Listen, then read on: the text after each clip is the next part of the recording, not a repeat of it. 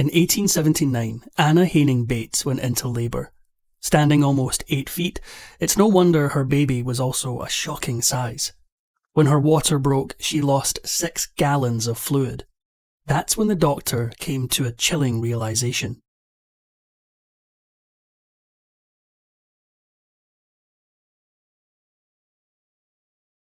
Some people in history are larger than life, and in the case of Anna Haining Bates, also just very large. In fact, she was one of the tallest people who ever lived.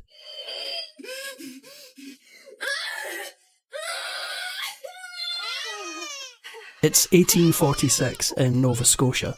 Anne Graham and Alexander Swan, 2 immigrants from Scotland, have just welcomed their 3rd child, a baby girl.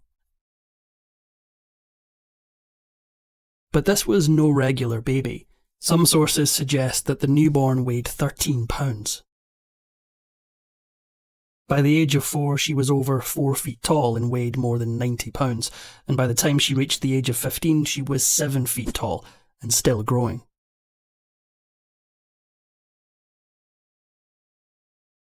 Although it was never officially diagnosed, it was later determined that Anna was born with gigantism, which occurs from a tumour in the pituitary gland, which in turn releases excessive amounts of growth hormone. Individuals who live with gigantism grow very rapidly and typically have a significantly shorter lifespan. But though Anna had been dealt a difficult hand, fate nonetheless had an adventurous life in store for her. Anna's family was sympathetic to her unique condition. When she outgrew her elementary school desk, her father built a larger one by hand to accommodate her needs. He also built her an extra large bed to ensure that she stayed just as comfortable as her 12 siblings. Unfortunately, he couldn't protect her from the outside world. As news spread of this giant little girl, people in Nova Scotia began to visit her family's farm in the hopes of catching a glimpse of her. Local newspapers began to publish stories, which only added to the increased interest. One paper even referred to her as an infant giantess. So, from an early age, Anna became a curiosity, and her family saw an opportunity. Anna's family needed some financial support. As farmers, they were certainly no strangers to putting their other children to work, and Anna was no exception. Since she kept growing, she frequently required new clothing and shoes that were especially expensive. To make more money, the family made the decision to put Anna to work by touring around local fairs as an attraction. Despite accusations that her family exploited her, most historians agree that they genuinely cared and ensured that she was safe at all times. Anna wasn't always touring in her youth. She often cared for her younger siblings and tried to occupy her time with reading and staying focused on other artistic interests. So, although her experience wasn't common, she did her best to have a normal childhood. She also harboured a very normal dream, but sadly, it was doomed from the beginning. Anna really wanted to be a teacher, but while staying with her aunt and attending school, she encountered new difficulties. She found the classrooms physically constricting because of her size, and of course, people often gawked at her and made her feel especially uncomfortable. This experience ended her teaching aspirations, but thankfully, greater things were in store. In 1862, she relocated to America and took a job in the P.T. Barnum Museum as the Nova Scotian Giantess. There she received tutoring and learned how to sing and play piano. The museum offered her jaw-dropping opportunities, many of which were unheard of at the time. She received $23 a week in gold, the equivalent of $500 today. She was also provided a chaperone and given the ability to earn extra income from pictures sold of her likeness. Remarkably for the time, her contract allowed her to keep the rights to those images. During her tenure at the museum, Anna performed characters like Lady Macbeth and interacted with audiences in Q&A formats to detail her experiences as one of the tallest women known to man. This experience was largely positive for her, as she got to control her narrative instead of merely being a freak.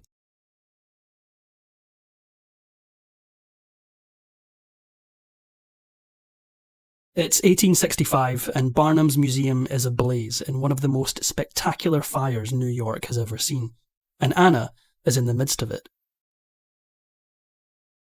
The stairwell is ablaze and Anna, who weighs nearly 400 pounds, is far too large to fit through a window.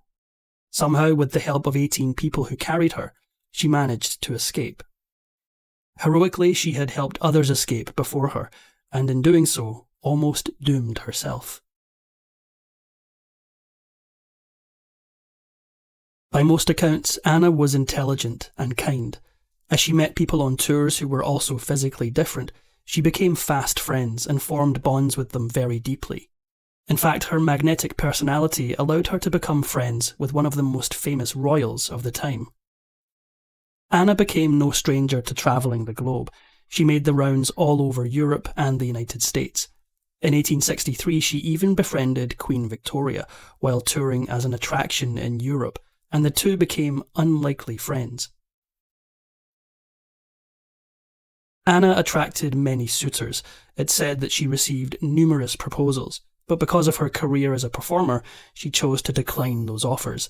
It was difficult for her to ascertain whether someone was being genuine or just wanted her money. But then she met a man who made her believe in true love. No, not him, the big guy, yep. While at a circus in Halifax, Anna couldn't help but spot Martin Van Buren Bates, a man who was also pushing 8 feet tall. Naturally, Martin spotted Anna too, and so did a promoter, which led to a few interesting developments in both her career and her love life. Anna married Martin in 1871 in London, after the couple fell madly in love and began touring together in the circus. In 1861, after Queen Victoria lost her husband, Prince Albert, she fell into a deep state of depression and grieved for the rest of her life. But her personal loss didn't diminish her appreciation for other people's love stories. In 1871, when word spread that Anna had found love, the Queen decided to do something special for her. She gifted her a bridal gown that was made of 100 metres of satin and 50 metres of lace and embroidered orange blossoms. Rumour has it that Queen Victoria arranged for the Bates' wedding to take place at the church of St. Martin in the Fields. Anna Bates returned to Buckingham Palace after receiving an invitation from the Queen to visit, and received a diamond ring. The bridegroom also received a gold watch. Together, the couple later went on to meet with the Queen at least twice more. A year after marrying, Anna and her new husband purchased a farm in Ohio and built a house that could accommodate their lofty statures. The main part of the structure had unique specifications like tall ceilings and wider doorways, with all of the furniture being custom built. But the couple decided to ensure that the back part of their home was of average size in order to suit the needs of both servants and guests. Anna was an animal lover. She disapproved of horse racing, and on her farm she made it a point to take in animals that had retired from the circus. In 1872, still newlyweds, Anna and her husband conceived their first child, but it ended in tragedy. On May 19th, a baby girl weighing 18 pounds died at birth. 6 years later, Anna became pregnant with a son. On January 18th, 1879, her water broke, and she reportedly lost 6 gallons of fluid. She was in for an extremely rough labour. As the hours passed, the doctor came to a disturbing realisation. Anna's baby was so big, the doctor couldn't fit his forceps around its head. To usher the child into the world, they placed a bandage around its neck and pulled. He was a whopping 23 pounds, and Martin later wrote, "He looked at birth like an ordinary child of 6 months." But tragically, this was another doomed birth. After just 11 hours of life, her baby boy had died. Posthumously, he received a Guinness World Record for being the largest newborn ever recorded. The loss of this second child took an incredible toll on Anna. She fell into a deep depression and no longer wanted to tour. She withdrew from social life to cope with her pain. Although she later attempted to tour with the circus again, she ultimately had to withdraw.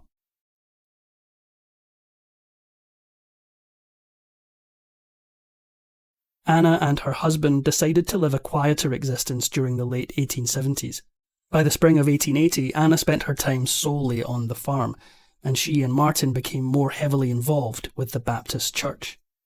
In 1888, after having struggled with tuberculosis and thyroid issues, Anna died from heart failure during her sleep, just one day before her 42nd birthday.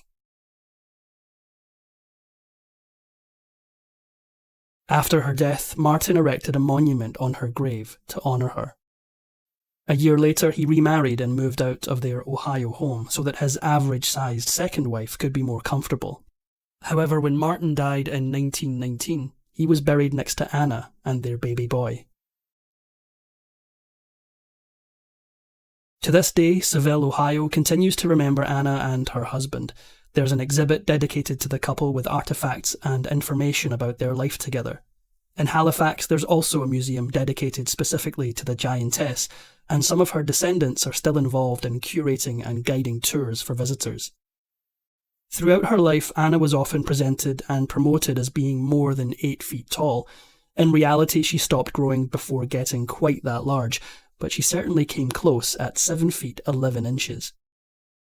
To further sensationalise the attraction it shows, the exaggeration of her height often became necessary and lingered in newspapers despite the inaccuracy. Records obtained from the British Library show posters from the days when Anna was touring. She was advertised as the largest woman in the world and received top billing over Chang and Eng, the original Siamese twins, who were massive stars in London at the time. Anna's placement above them as headliner continues to serve as a reminder that she attracted crowds as large as she lived.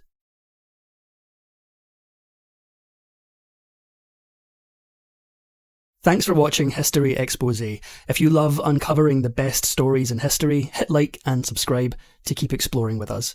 Don't forget to visit our main page, Factinate, for more incredible facts about everything.